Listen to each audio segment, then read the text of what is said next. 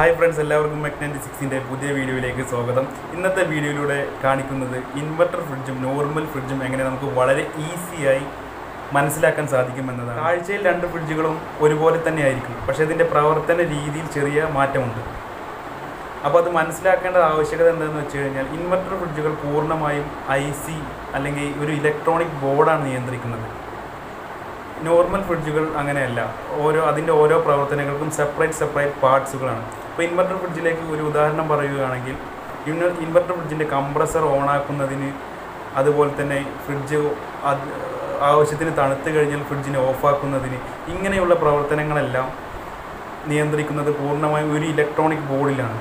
പക്ഷേ നോർമൽ ഫ്രിഡ്ജിലേക്ക് വരുമ്പോൾ അതിൻ്റെ പ്രവർത്തനങ്ങളെ നിയന്ത്രിക്കുന്നതിന് ഓരോന്നിനും, അതായത് കംപ്രസറിനെ ഓണാക്കുന്നതിന്, ഫ്രിഡ്ജ് ആവശ്യത്തിന് തണുത്ത് കഴിഞ്ഞാൽ, ഇങ്ങനെയുള്ള പ്രവർത്തനങ്ങൾക്കെല്ലാം ഓരോന്നിനും സെപ്പറേറ്റ് പാർട്സുകളായിട്ടാണ് വരുന്നത്. അപ്പോൾ ഇത് മനസ്സിലാക്കേണ്ട മെയിൻ ആവശ്യകത എന്താണെന്ന് വെച്ച് കഴിഞ്ഞാൽ, ഫ്രിഡ്ജ് കേടായി കഴിഞ്ഞാൽ ഫ്രിഡ്ജ് ഇൻവെർട്ടറാണോ അല്ലെങ്കിൽ നോർമൽ ഫ്രിഡ്ജാണോ എന്ന് നമുക്ക് മനസ്സിലാക്കേണ്ടതുണ്ട്. അപ്പോൾ ഈ വീഡിയോയിലൂടെ രണ്ട് ഫ്രിഡ്ജുകൾ വെച്ചുകൊണ്ട് തന്നെ ഞാൻ നിങ്ങൾക്ക് കാണിച്ചു തരുന്നതാണ്. അപ്പോൾ നിങ്ങൾക്ക് വളരെ ഈസി ആയിട്ട് മനസ്സിലാക്കാൻ സാധിക്കും. അപ്പോൾ അതിലേക്ക് പോകുന്നതിന് മുന്നേ നമ്മുടെ ചാനൽ ഇതുവരെയും സബ്സ്ക്രൈബ് ചെയ്യാത്തവർ ഇപ്പോൾ തന്നെ സബ്സ്ക്രൈബ് ചെയ്യുക. വീഡിയോ ഇഷ്ടപ്പെട്ടാൽ ലൈക്ക് ചെയ്യുക.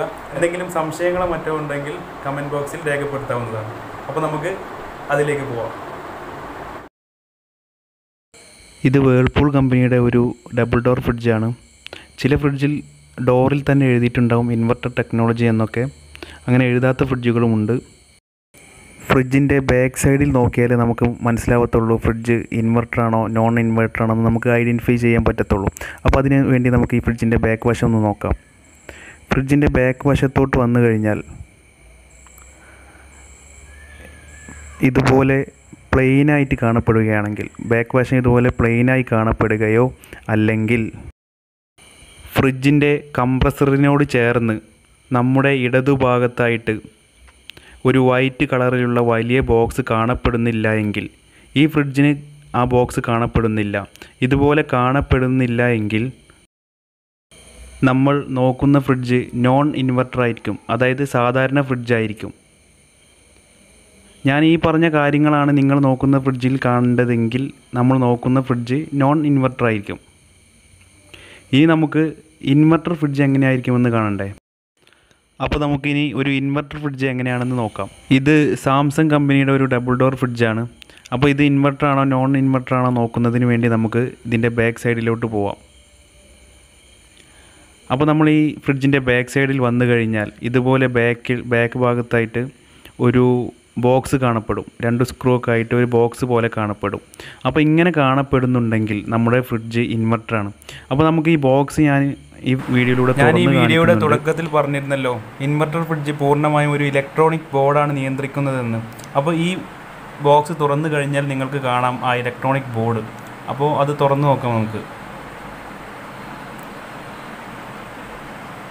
പിന്നെ അതുപോലെ തന്നെ ഞാൻ നേരത്തെ നോൺ ഇൻവെർട്ടർ ഫ്രിഡ്ജ് കാണിച്ചപ്പോൾ പറഞ്ഞിരുന്നല്ലോ, കംപ്രസറിൻ്റെ ലെഫ്റ്റ് സൈഡിൽ, അതായത് നമ്മുടെ കംപ്രസറിനോട് ചേർന്ന് നമ്മുടെ ലെഫ്റ്റ് സൈഡിലായിട്ട് ഒരു ബോക്സ് കാണപ്പെടുകയാണെങ്കിൽ, ഇതിന് റൈറ്റ് സൈഡിൽ ഒരു ബോക്സ് കാണപ്പെടുന്നുണ്ടോ? ഇങ്ങനെയല്ല, ലെഫ്റ്റ് സൈഡിലായിട്ടൊരു ബോക്സ് കാണപ്പെടുന്നുണ്ടെങ്കിൽ, അത് നമ്മൾ സാധാരണ ഫ്രിഡ്ജിന് കാണപ്പെടുന്നുണ്ടെങ്കിൽ അത് ഇൻവെർട്ടർ ഫ്രിഡ്ജാണ്. ഈ ഫ്രിഡ്ജിന് ഇങ്ങനെ ബോക്സ് കാണപ്പെടുന്നതുകൊണ്ട് അവിടെ കാണില്ല, ഈ ഒരേ ഒരു ബോക്സേ ഉണ്ടാവത്തുള്ളൂ. അപ്പോൾ നമുക്ക് ഈ ബോക്സ് തുറന്നു, രണ്ട് സ്ക്രൂ അല്ല, മൂന്നാമതായിട്ട് താഴെ ഒരു സ്ക്രൂ കൂടി ഇതിനുണ്ട്. അപ്പോൾ നമ്മൾ ഈ ബോക്സ് തുറന്നു കഴിഞ്ഞാൽ ഇതുപോലെ വീഡിയോയിൽ കാണുന്ന പോലെ ഒരു ഇലക്ട്രോണിക് ബോർഡ് കാണപ്പെടും. ഈ ബോർഡാണ് ഈ ഫ്രിഡ്ജിനെ നിയന്ത്രിക്കുന്നത്. ഫ്രിഡ്ജിൻ്റെ എല്ലാ പ്രവർത്തനങ്ങളും നിയന്ത്രിക്കുന്നത് ഈ IC ബോർഡാണ്, ഇലക്ട്രോണിക് ബോർഡാണ്. ഈ ബോർഡിൽ നിന്നാണ് ഫ്രിഡ്ജിൻ്റെ എല്ലാ ഭാഗത്തേക്കും ഉള്ള കണക്ഷൻസ് എല്ലാം പോകുന്നത്. അതുപോലെ തന്നെ ഫ്രിഡ്ജിൻ്റെ കട്ട് ഓഫ് ആവുന്നതെന്ന് വെച്ച് കഴിഞ്ഞാൽ, ഫ്രിഡ്ജ് ആവശ്യത്തിന് തണുത്ത് കഴിഞ്ഞാൽ ഓഫാക്കുന്നത്, ഫ്രിഡ്ജിൻ്റെ എല്ലാ പ്രവർത്തനങ്ങളും നിയന്ത്രിക്കുന്നത് ഈ ബോർഡാണ്. ഫ്രിഡ്ജിന് എന്തെങ്കിലും കേട് പറ്റിക്കഴിഞ്ഞാൽ ഈ ബോർഡിലാണ് നമ്മൾ ആദ്യം ചെക്ക് ചെയ്യേണ്ടത്. അപ്പോൾ ഇൻവെർട്ടർ ഫ്രിഡ്ജും നോർമൽ ഫ്രിഡ്ജും എങ്ങനെ വേർതിരിച്ച് മനസ്സിലാക്കാമെന്ന് നിങ്ങൾക്ക് മനസ്സിലായെന്ന് കരുതുന്നു. അപ്പോൾ എൻ്റെ വീഡിയോ നിങ്ങൾക്ക് ഉപകാരപ്പെട്ടിട്ടുണ്ടെങ്കിൽ എൻ്റെ ചാനൽ സബ്സ്ക്രൈബ് ചെയ്യാനും വീഡിയോക്ക് ലൈക്ക് ചെയ്യാനും മറക്കരുത്. അപ്പോൾ പുതിയ വീഡിയോയുമായി വീണ്ടും കാണാം.